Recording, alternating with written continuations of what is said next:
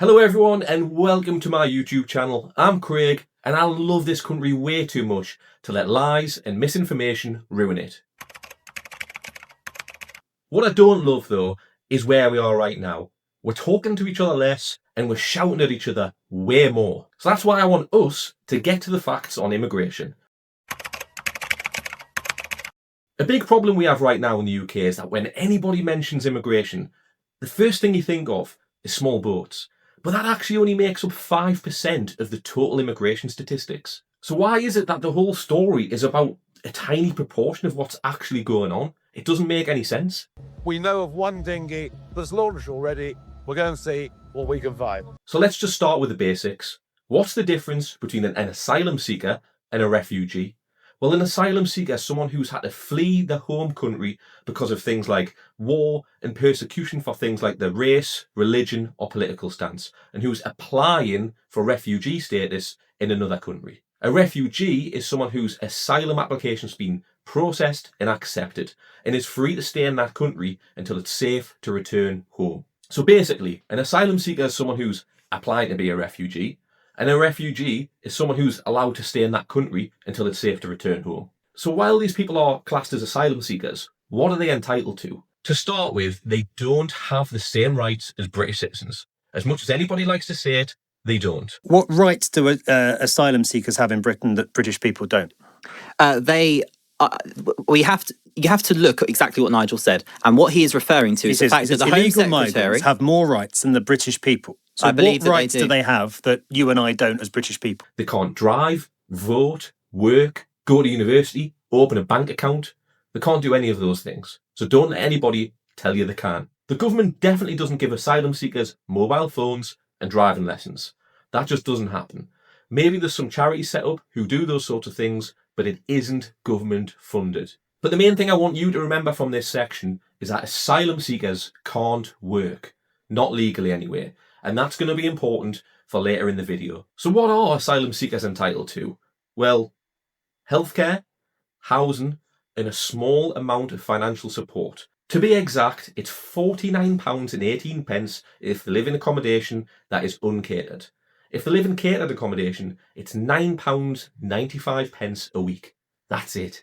But this is where a lot of the people on the anti-immigration side of the conversation really have a problem. Why are we supporting these people when we've got people living on the streets and we can't get a GP appointment? And I get it. It's difficult. It's hard to get your head round. But there's two sides to the argument. So let's get into it. Why should we be giving free healthcare to people when the NHS is already struggling? It's hard enough to get a GP appointment as it is. And we all know somebody who struggled to get an ambulance when they really need one. There's the patients that you can see, there's the patients in the department, there's the patients on the back of the ambulance who can't get in, but worse still, there's the unquantified patients in the community the ambulance can't get out to. But there's a couple of points to make here. First off, we're all human, aren't we? I don't mind a little bit of my money going towards helping people to get basic healthcare who are fleeing war-torn countries and persecution. I think that some of the goodwill in this country is starting to wear thin, but it's important to remember how much these people are struggling. And the second point is perspective. If I was to wave a magic wand right now and get rid of all the asylum seekers in the country, the NHS would still be struggling. Asylum seekers, or people who are waiting for their asylum claim to be processed, makes up about 0.15% of our population.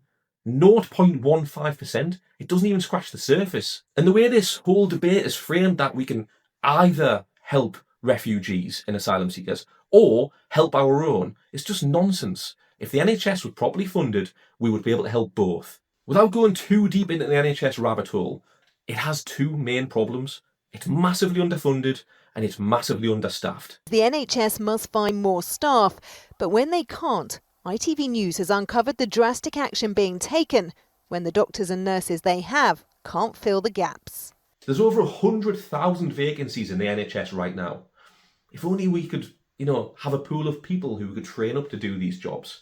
Now look, I'm not suggesting that the 100,000 people waiting for asylum claims to be processed could fill the 100,000 vacancies in the NHS.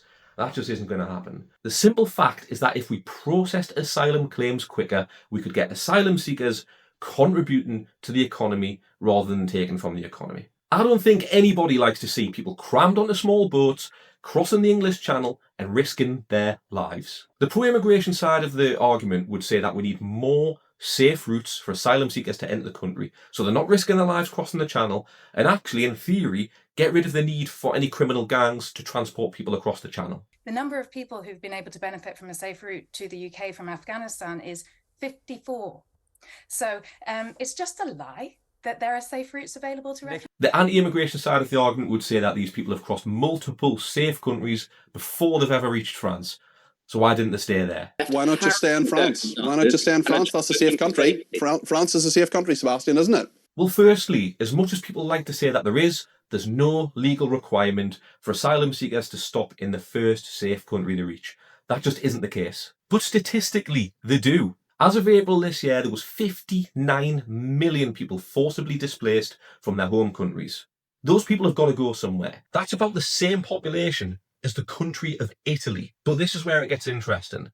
73% of that 59 million stay in the first safe country. Most of them are doing that.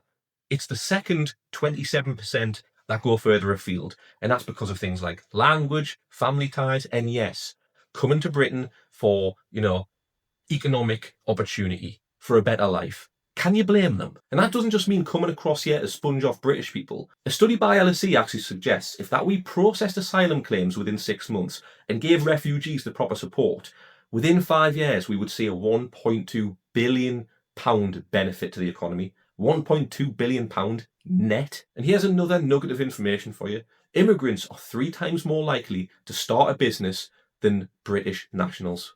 Who would have thought? So that asks the question, when we talk about immigration and small boats, why do people fire off the old fighting age males term when we could just call them working age males? Because that's what they are. A lot of these migrants appear to be fighting age males. Of fighting age males, young, fit, strapping men coming to Britain. Yeah, fighting age males. It's because Nigel Farage and Tommy Robinson want you to see them as a threat, not as bringing value to the country. I think at this point it's worth mentioning indefinite leave to remain. What is it? This is basically when immigrants have been in the country for 5 years, they can work and live here indefinitely. Right now in the UK, there's well over 1 million people on that scheme made up of skilled workers, visa holders, partners of British citizens, and yes, refugees. But Nigel Farage wants to scrap the indefinite leave to remain system and deport all non-EU nationals who sit on that scheme. That's over 500,000 people. 500,000 people. It would be an absolute disaster. Imagine what you're seeing over in America with ICE, but here in the UK. Ripping families apart in the streets, industries collapsing because you're getting rid of all the workers. It would be a disaster. Not to mention the massive logistical task it would be deporting 500,000 people against their will out of the country. Think it through, Nigel.